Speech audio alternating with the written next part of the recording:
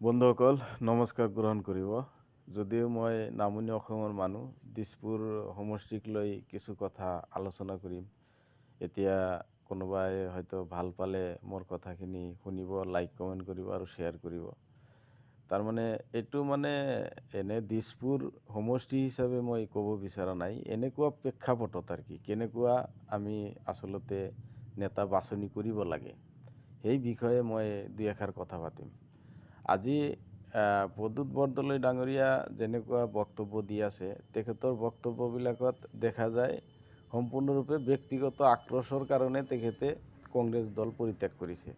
তেখেতে এটা সময়ত বিজেপি দলৰ বিভিন্ন ধৰণৰ দুৰ্নীতি, সিন্ডিকেট এইবিলাক কথা ইস্তেহাৰত বা নিৰ্বাচনৰ আগত বিজেপিৰ বিৰুদ্ধে 10টা না 15টা এনেকুৱা অভিযোগ আনি পেলাই তেখেতে এটা মিটিঙত বক্তব্য দিয়েও আমি দেখিবলৈ পাইছোঁ। সেইজন ব্যক্তিয়ে ৰাতাৰাতিৰ ভিতৰত তেখেতে বিজেপি দলত যোগদান কৰিলে।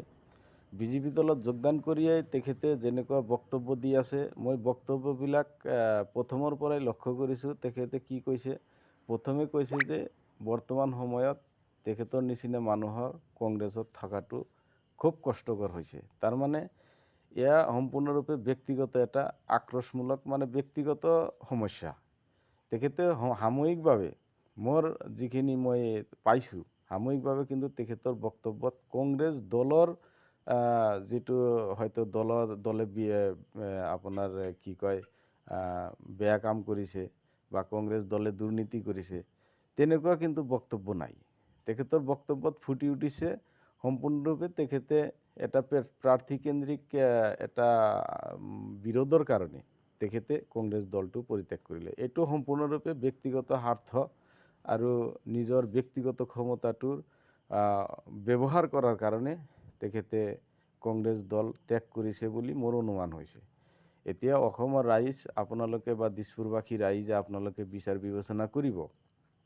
আৰু বিজেপি দলৰ পৰা যিজন ব্যক্তি আমাৰ জয়ন্ত দাস ডাঙৰীয়া, তেখেতে যেনেকৈ ওলাই আহিছে, সেইটো এটা হিচাপত তেখেতকো সমৰ্থন কৰিব পাৰি, কিন্তু এটা ক্ষেত্ৰত তেখেতক সমৰ্থন কৰিব নোৱাৰি। সেইটো হ'ল তেখেতে দলত থাকোঁতে দলৰ বিৰুদ্ধে একো কোৱা নাই। তেখেতে আজি 501 নম্বৰ ৰুমৰ কথা কয়। এই কথাবিলাক, এই দুৰ্নীতিবিলাক দলত থকা সময়ত ক'ব লাগিছিল। সেই সাহসটো অৱশ্যে তেখেতৰ হোৱা নাছিল। কিন্তু যি কি নহওক, তেখেতৰো যোগ্যতা আছে। তেখেতৰ যেনেকুৱা বক্তব্যবিলাক শুনি থাকোঁ, সেই বক্তব্যৰ ওপৰত নিৰ্ভৰ কৰি তেখেতৰো যে ভাল এটা যোগ্যতা আছে, ভাল এটা মানুহৰ প্ৰতি মানুহৰ মাজত জনপ্ৰিয়তা আছে, সেই কথাটো কিন্তু আমি লক্ষ্য কৰিছোঁ। কিন্তু এটা কথা 100% ঠিক যে তাতে যেনেকুৱা আলোড়নৰ সৃষ্টি হৈছে, যিহেতু বিজেপি দলৰ ভোটটো দুটা ভাগত বিভক্ত হ'ব, তাতে সম্পূৰ্ণৰূপে মীৰা বৰঠাকুৰ ডাঙৰীয়া যে জয়ী হ'ব, এয়া মোৰ 100% বিশ্বাস হয়। গতিকে আৰু এনে মই মীৰা বৰঠাকুৰ ডাঙৰীয়াই বিজেপি দলত থকা অৱস্থাতো তেখেতৰ কিছুমান ডিবেট চাইছোঁ। কংগ্ৰেছ দলত থাকোঁতেও ডিবেটবিলাক চাই থাকোঁ। এজন নিৰপেক্ষ, সুন্দৰ, সুস্থভাৱে কথাবিলাক উপস্থাপন কৰিব পৰা এজন ব্যক্তি। তেখেতক মই আচলতে এজন নেত্ৰী হিচাপে, এজন প্ৰতিনিধি হিচাপে মই যথেষ্ট মৰম কৰোঁ বা তেখেতৰ প্ৰতি শ্ৰদ্ধা আহি যায়।